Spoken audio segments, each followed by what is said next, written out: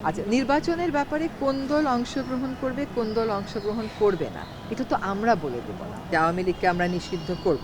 এরকম কোনো অবস্থান তো নেয়নি। শেখ হাসিনাকে ফেরত যাওয়ার চিঠি পাঠানো হয়েছে।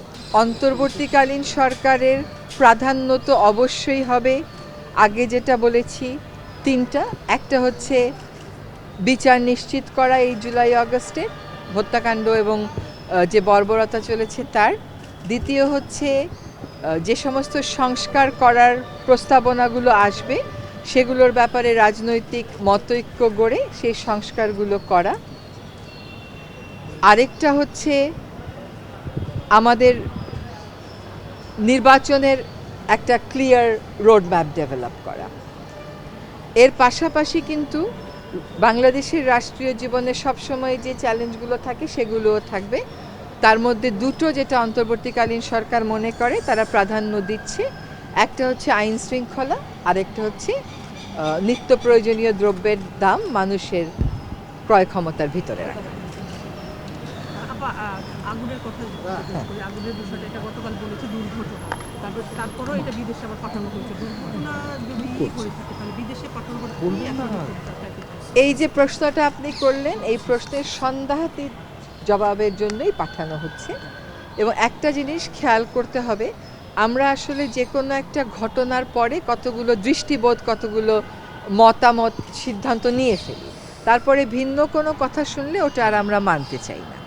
এখন আজকে বিশেষজ্ঞ যারা ছিলেন তারা আমাদেরকে একেবারে ক্লোজ আপে দেখিয়েছেন যে কিভাবে আগুনের সূত্রপাতটা হয় এবং এইটার আমাদের মন্ত্র এই সচিবালয়ের বিভিন্ন ভবনের নির্মাণের কারণে কিভাবে একটা অবস্থান থেকে আরেকটা অবস্থানে এটা ছড়িয়ে পড়ে।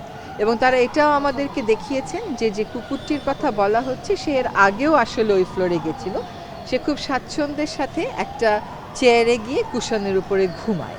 এবং এইখানে রেস্টুরেন্ট থাকার কারণে এখানে আসলে অনেক কুকুরই আসে যাদেরকে বেঁচে যাওয়া বা উচ্ছিষ্ট খাবারগুলো দেয়া হয়। পাঠানো হয়েছে যাতে সকল রকম সন্দেহের ঊর্ধ্বে আমরা উঠতে পারি। এবং ওনারা বলেছেন যে যদি সত্যি এটা নাশকতা হতো তাহলে ঘটনাটা কীরকম ঘটতে পারত সেটা দেখিয়েছেন। এবং কোন জায়গা থেকে আসলে অগ্নিকাণ্ডের সূচনাটা হয়েছে একেবারে স্পষ্ট করে দেখিয়েছেন, স্লো মোশনে তারা দেখিয়েছেন। এবং আমার ধারণা যে এইগুলো আপনাদের সকলের কাছেই অ্যাভেইলেবল আছে। সরকার স্যাটিসফাইড কিনা? জুলাই প্রোক্লেমেশন নিয়ে সরকার বলেছে যে ঘোষণা করবে এবং শিক্ষার্থীরা 15ই জানুয়ারির একটা টাইম ফ্রেম দিয়েছে। আপনারা আসলে কতটা প্রস্তুত এবং সেখানে আসলে কি কি থাকতে পারে সেটা আপনার সাথে একটু সম্পৃক্ত করে প্রশ্নটা করে ফেলি যে এর জন্য তো অনেকগুলো স্টেক এই আমাদের এই গণভোটে অংশ নিয়েছে, তাদের সাথে তাদের একটা কনসেনসাসের আলোচনা চলছে, সেগুলোকে আপনারা শুরু করছেন কিনা, কিভাবে করবেন? আচ্ছা, অগ্নিকাণ্ডের ঘটনার যে প্রতিবেদনটা দেয়া হয়েছে এটাতে সরকার সন্তুষ্ট কিনা। প্রথম কথা হচ্ছে যে অগ্নিকাণ্ডটা আসলেই খুবই ভীতিকর এবং আমাদের জন্য একটা অনেক বড় দুশ্চিন্তার কারণ। এখানে কিন্তু আমরাই অফিস করি, ফলে কোনো কিছু হলে প্রথম আঁচটা আমাদের গায়ের উপরই পড়বে।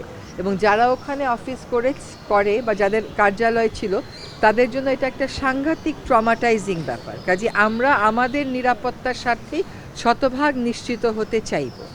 আমাদের করে দেওয়া কমিটি, কিন্তু আমরা কোনো বায়াস থেকে এই কমিটি করিনি। আমরা বুয়েটকে বলেছি যে আপনারা 3 জন বিশেষজ্ঞ দেন, বুয়েট নিরপেক্ষভাবে দিয়েছে। পরবর্তীতে আরও 8 জন বিশেষজ্ঞ কোঅপ্ট করা হয়েছে।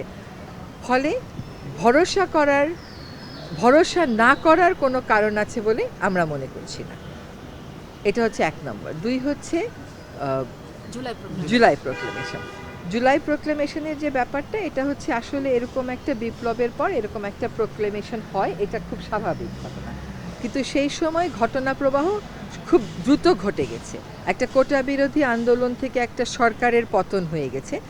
আন্দোলনরত যারা ছিল তারাও বলেছে যে তারা অতটা প্রস্তুত ছিল না। আমরা যারা পরবর্তীতে দায়িত্ব নিয়েছি আমরাও নিয়েছি 3 দিন পরে, এবং আমরাও কেউ রাজনীতিবিদ নই। ফলে প্রোক্লেমেশনের প্রয়োজনীয়তা আমরা তখনই ফিল করেছি, একই সাথে আমরা ঐক্যের প্রয়োজনীয়তাটাও অনুভব করেছি। সেজন্য আমাদের শিক্ষার্থীরা যখন প্রোক্লেমেশনের কথা বলেছেন সেখানে আমাদের দ্বিমত করার কোনো সুযোগ নেই, কোনো কারণও নেই। কিন্তু আমরা সরকারের অবস্থান থেকে চেয়েছি যে এটা বাংলাদেশের জনগণের একটা প্রোক্লেমেশন হোক, এবং সেটা করার একটা উপায় হচ্ছে যারা এই আন্দোলনে অংশগ্রহণ করেছেন তাদের সকল পক্ষ, শিক্ষার্থী, দল এবং অন্য সকল পক্ষকে সাথে নিয়ে একটা প্রোক্লামেশন করার ফলে সেই প্রক্রিয়াটা আসলে শুরু করার প্রেক্ষিতেই পরবর্তীতে আপনারা দেখেছেন যে সরকারের পক্ষ থেকে একটা প্রেস রিলিজ আপনাদেরকে পাঠানো হয়েছে। কাজেই ছোট কথায় উত্তর হচ্ছে যে সকলের সাথে কথা বলার প্রক্রিয়াটা শুরু হয়েছে, এখন হয়তো ড্রাফটিংয়ের প্রক্রিয়ায় আমরা যাচ্ছি। আপনার শেষ ছোট করে 15 তারিখের যে সময়ের কথা বলেছে তাদের উদ্দেশ্যে কিছু বলবেন, তারা তো সময় বেঁধে দিয়েছে। তারা একটা সময় বেঁধে দিয়েছে 15 তারিখ, মানে আমাদের হাতে এখনও 14 দিন আছে।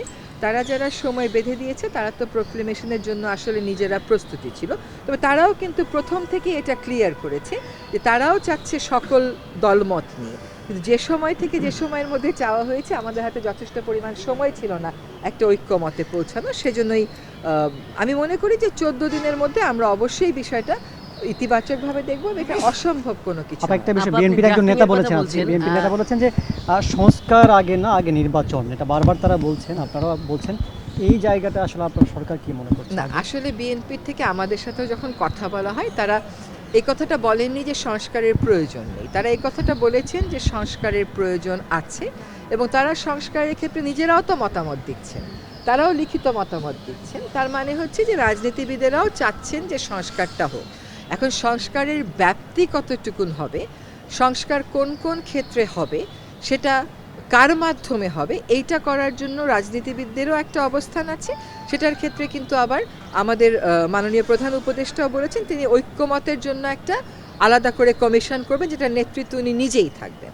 কাজে রাজনীতিবিদদের থেকে আমরা যে ভাইবটা পেয়েছি, যে বার্তাটা পেয়েছি, সেটা হচ্ছে যে তারাও সংস্কার চান, হ্যাঁ, এবং তারা বলছে যে এক এক কেউ কেউ বলছেন মৌলিক সংস্কার করে নির্বাচন, কেউ বলছে সংস্কার হোক, কেউ বলছে নির্বাচন প্রাধান্য পাবে, আর আমাদের তালিকায় সবটাই প্রাধান্য, নির্বাচনও প্রাধান্য, সংস্কারও প্রাধান্য। আপা, জুলাই ঘোষণার ব্যাপারে আপনি বললেন যে ড্রাফট করছেন, ড্রাফট করিনি, ড্রাফটের প্রক্রিয়াটা শুরু হয়েছে, তার মানে কি শুরু যে হবে।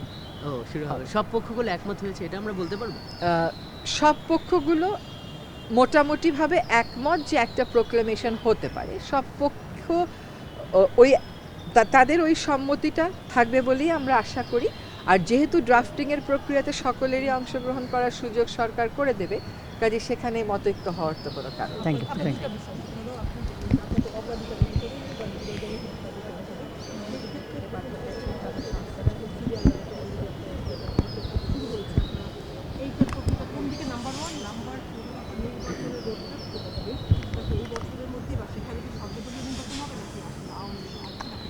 আচ্ছা, প্রথম কথা হচ্ছে যে আইনি প্রক্রিয়ার অংশ হিসাবে শেখ হাসিনাকে ফেরত চাওয়ার চিঠি পাঠানো হয়েছে। এখন ফেরত চাওয়ার ব্যাপারে আমরা আমাদের অবস্থান স্পষ্ট করেছি এবং ভারতের সাথে আমাদের একটা চুক্তি আছে সেটাও আমরা বলেছি, সেখানে একটা ব্যতিক্রম আছে সেটাও আমরা বলেছি। এখন ভারত কি অবস্থান নেবে, সেই অবস্থান কতদিন, ধরেন একটা অবস্থান প্রাথমিকভাবে নেওয়া যায়, আবার চূড়ান্ত একটা অবস্থানের দিকেও দেশগুলো যেতে পারে, সেগুলো ভবিষ্যতের জন্যই আমাদেরকে ছেড়ে দিতে হবে। কিন্তু আমাদের অবস্থান হচ্ছে আমরা চাইব উপস্থিতিতে বিচার করতে, যদি উপস্থিতিতে বিচার না হয় তাহলে যেভাবে করে বিচার প্রক্রিয়া করতে হয় সেভাবেই করব। আচ্ছা, নির্বাচনের ব্যাপারে কোন দল অংশগ্রহণ করবে, কোন দল অংশগ্রহণ করবে না, এটা তো আমরা বলে দেব না।